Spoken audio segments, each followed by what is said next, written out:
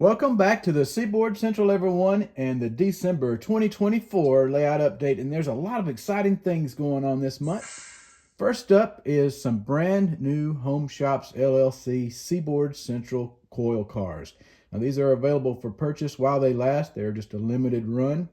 So if you're interested in them, be sure to visit homeshops.net. They come in 4 different road numbers and they look incredible. I designed these particular cars for the Seaboard Central with the logo port to door service. Here's a close-up view of the car. And what I mean by port to door service, these cars are loaded out of Savannah, Georgia. They're imported steel coils that are shipped all over the United States.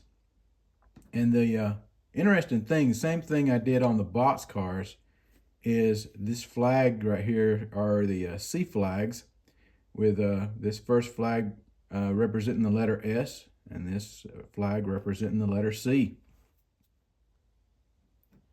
Just like the previous run of the box cars behind it, these cars are actually manufactured by Intermountain.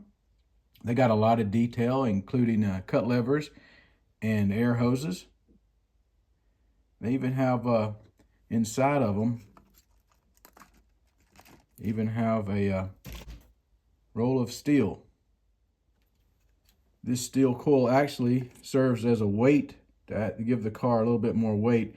And I tell you what, if they offer any more of them individually for sale, I would like to get another one, because it can go right here and give the car just a little bit more weight. That would be awesome. I really like adding the freelance roads to the layout. You'll notice those 2 covered hoppers in the back are freelanced roads that are also part of the Home Shops fleet.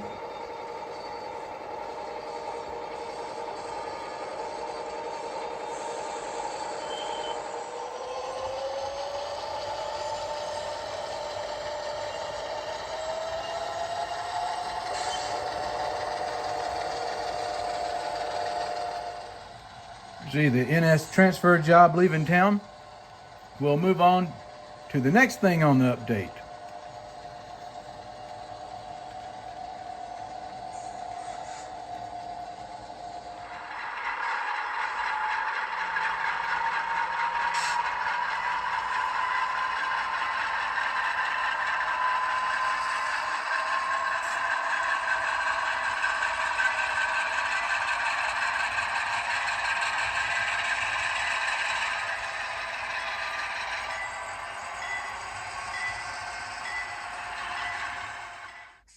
Another thing I did this past month was assemble some new consists. So you see these engines in the engine terminal.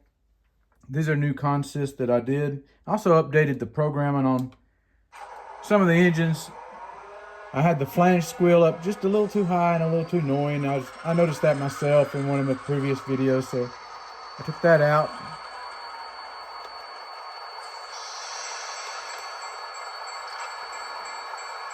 We'll get this set out of the shop.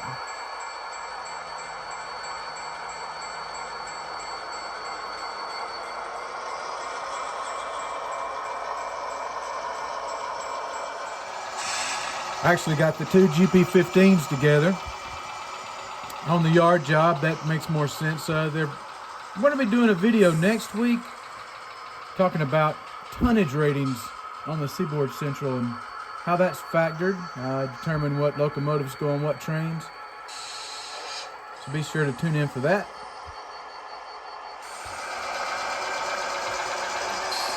You'll notice these have similar paint jobs.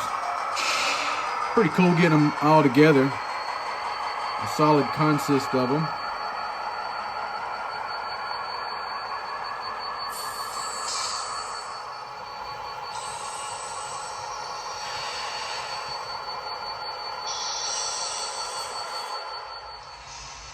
Another thing I did this past month was paint up and weather this covered hopper.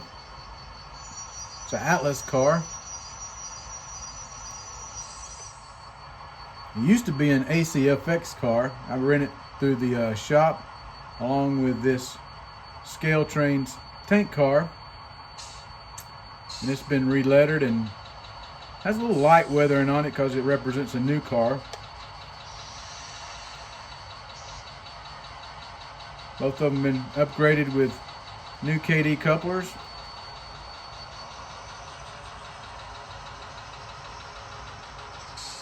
I think they turned out pretty good.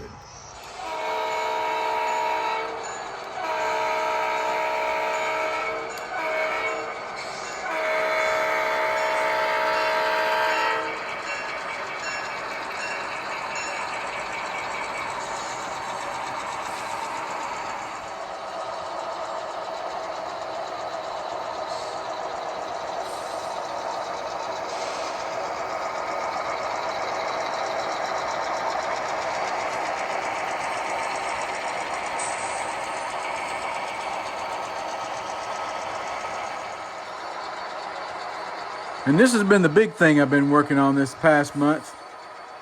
You can see I've started building the overpass embankment. There's going to be an overpass bridge here. Still working on that. I've got the backdrop up. I'll show you a little bit more on that.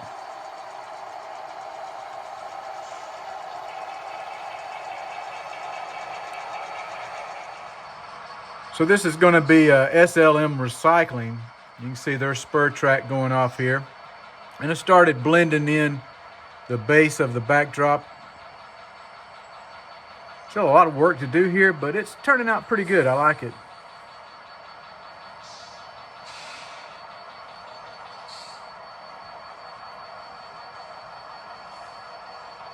It'll be a real interesting scene. A more close-up view of it. I've used different textures. You can see I keep preaching that color and texture because that really makes a difference and extends that photo backdrop. So you want to try to find colors that complement your backdrop and the same textures that you can achieve, and then it's hard to tell where the real scenery ends and the backdrop begins.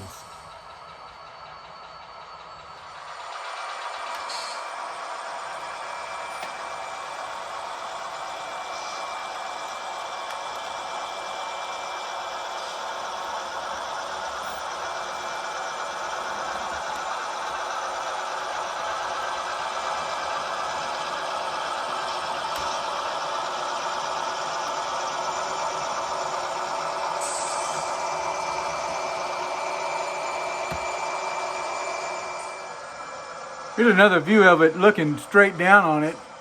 And you can see how I've weathered the sides of the embankment. And I just used pan pastels for that. I wanted to give it that dirt clay look to the embankments. These will be covered with foliage. And this is what you're seeing as just the underlayment of them. So finally, what we'll talk about is, if you saw the special delivery video that I did, you noticed I brought the SW1500 up here to work the ADM facility. So what does that mean for the Alco S2? As you can see, it's parked at the end of the DDG track, or track 1 in ADM. And it's just temporarily being stored here. And just like on the prototype, where an older unit still kept around for emergency use, this one will be the same way.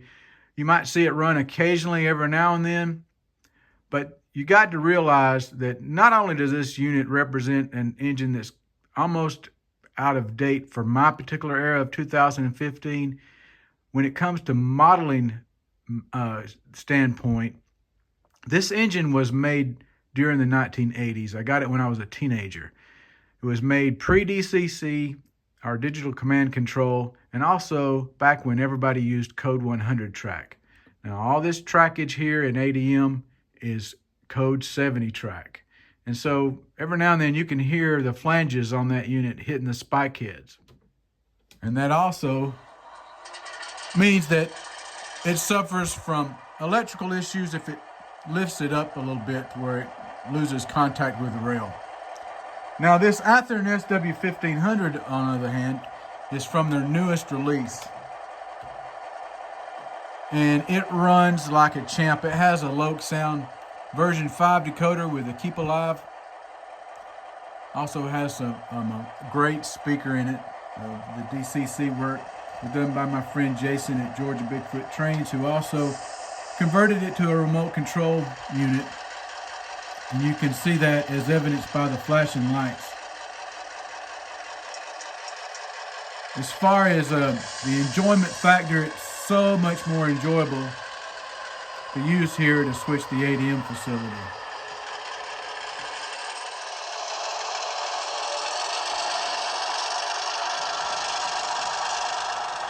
Stay tuned for a video in the future where I'll do another operating session just dealing with this ADM switcher here using the new SW1500.